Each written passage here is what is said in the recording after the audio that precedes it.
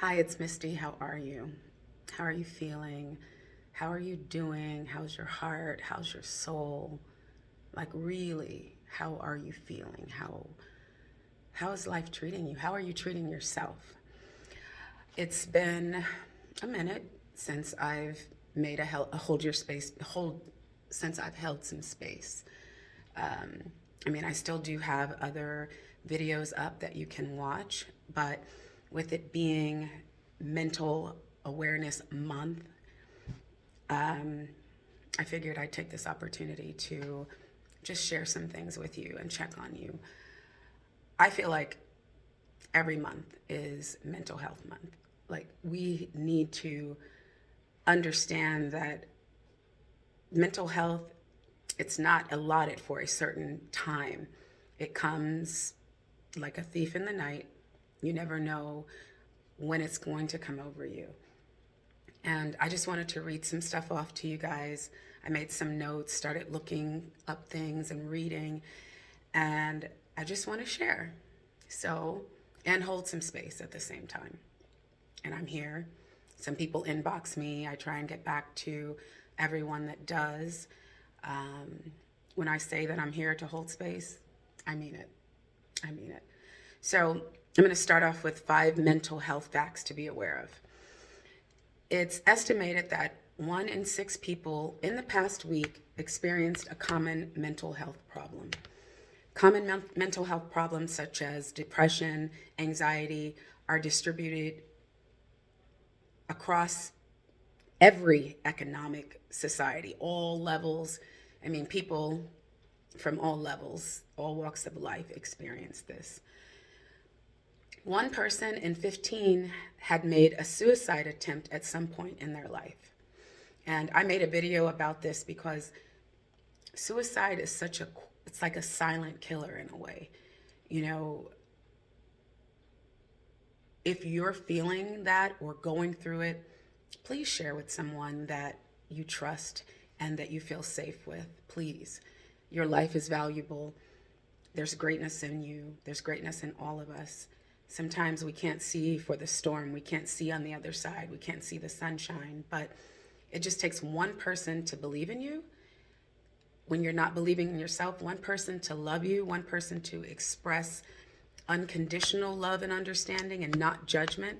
Like, we can't judge people because they are having a mental health crisis. And I'm going to talk about something else that I feel like society judges, which is the mental health of men. So here are some others.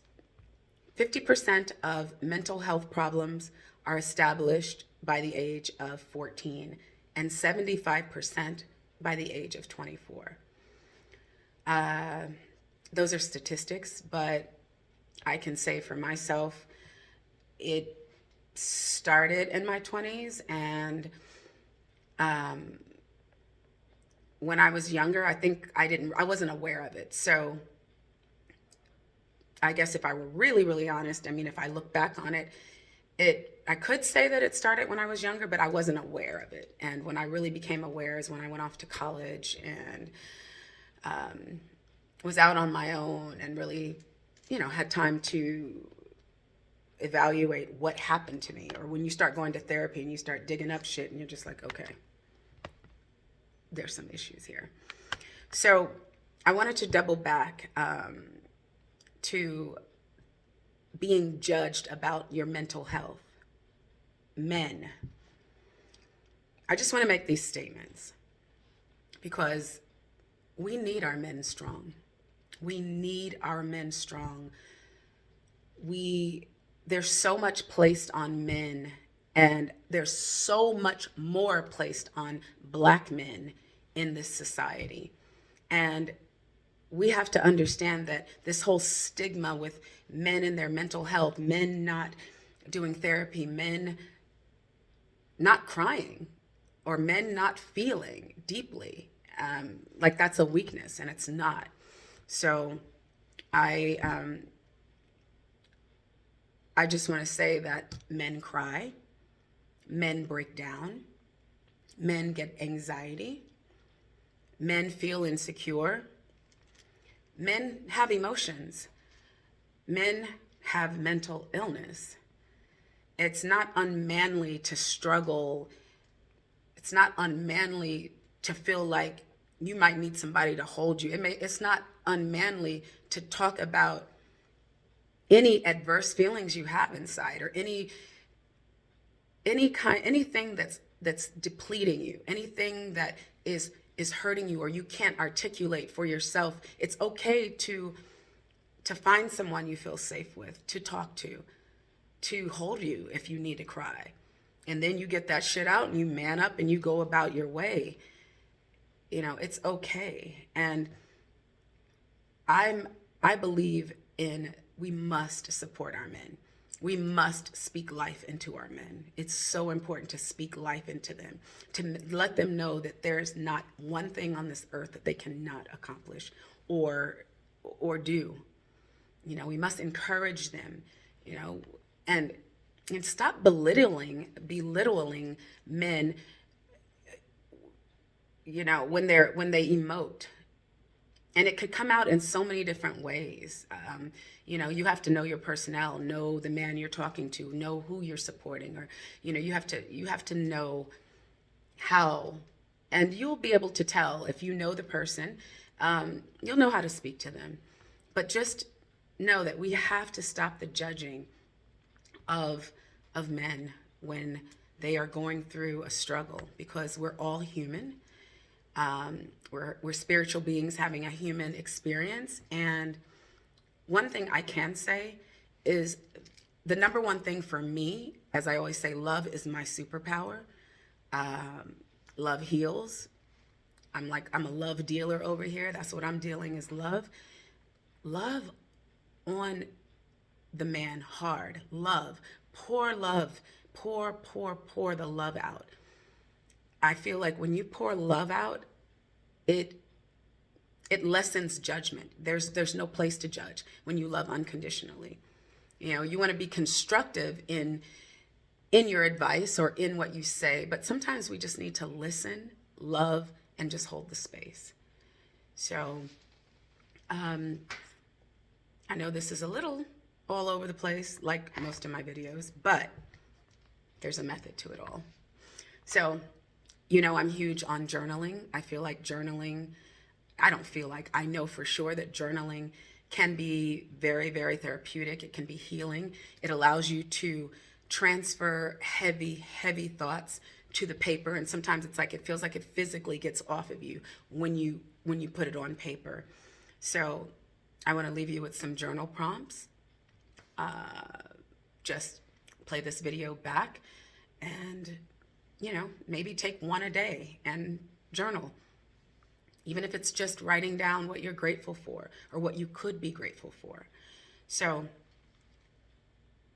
I'm going to read these journal prompts off for you. And hopefully you take out a pen and a pad and you write some of them down. So here we go.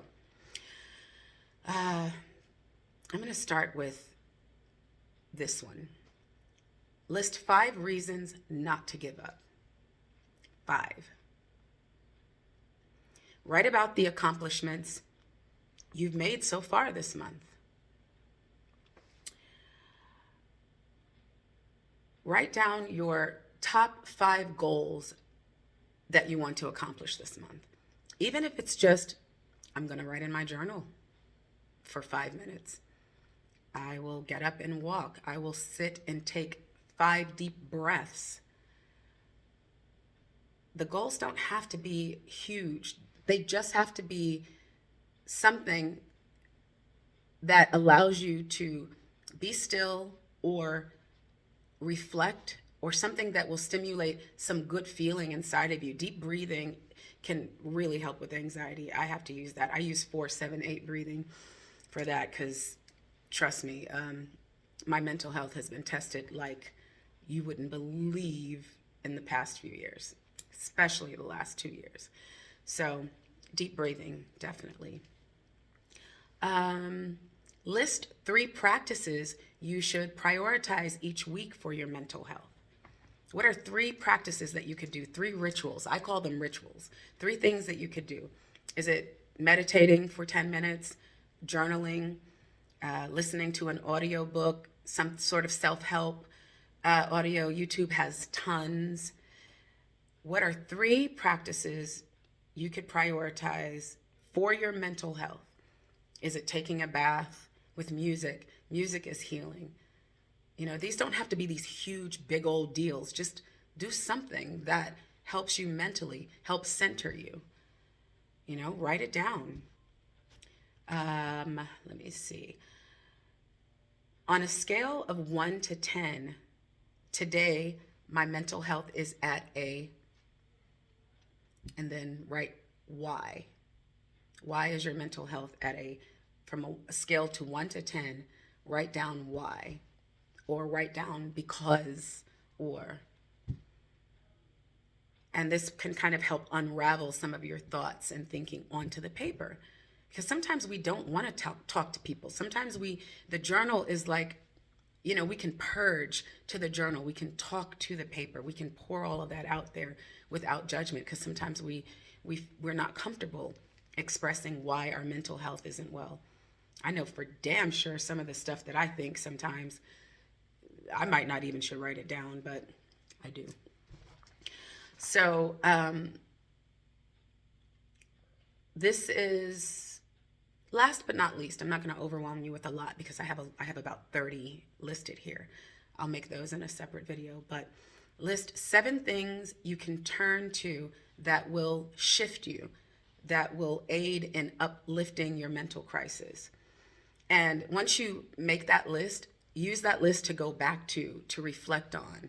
And, you know, when you feel like you're about to burn some shit down like I do, sometimes, honestly, it's a playlist that I have. Sometimes I pick up a script and I start reading the script or breaking down a character, or acting always gives me joy.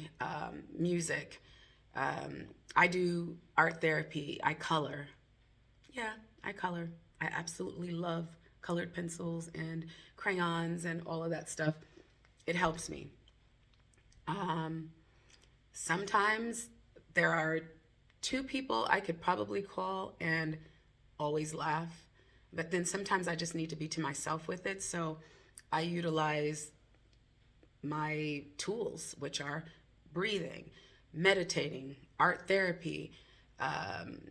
There are certain videos that I listen to. I listen to like Ray Lewis sometimes because he just tells you, it's like he can hit your soul. Maybe search for a message or a secret shifter, as they say in The Secret. Something that you know as soon as you put it on, it's going to change your mood. For me, it's my playlist sometimes. Sometimes I just need to like zone out, thug it out, literally, and it shifts me. So it says 7 things, list 8 and a minimum of 3. How about that? So, last but not least, list at least 6 things that you're grateful for. Even if it's just, I'm grateful to be alive. I'm grateful I even have this issue. I'm grateful I even have life and breath in my body to even need to figure out what to do.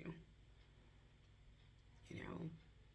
And if someone really extends themselves to you and is there and it's like, hey, if you want to talk, and you know that they will listen to you and not over talk you and just hold the space for you, open yourself up to them. You know, and don't let just May be a month that you are aware of your mental health. Let this be a daily practice. Every day, wake up, breathe deep, find something to be grateful for.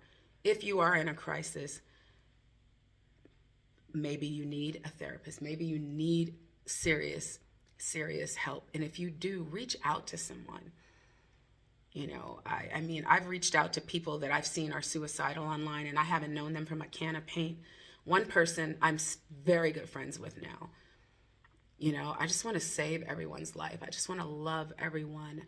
And I just want you to tap in with yourself and not suppress the feelings.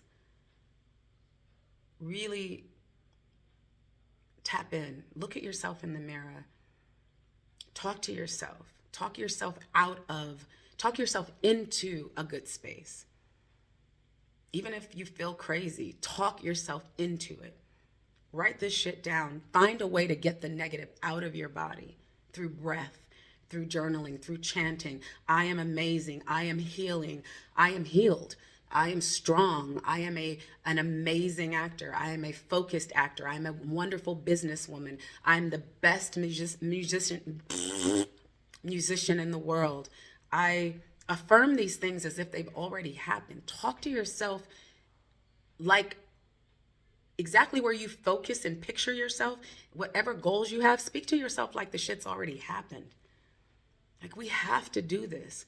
We have to. Okay, this is long enough. I feel like I've just been talking and talking, but my heart gets so full. And with all of the world, love in the world, love Misty, with love, it's coming from my heart. With all the love I can pour into you, know that you matter. Let's fucking go. Let's figure this out. If there's a higher power you have to pray to, whatever can shift you, be kind. Pour a little love into the world. That's what we need. And hey, I'm here to hold some space. Talk to me. Love you.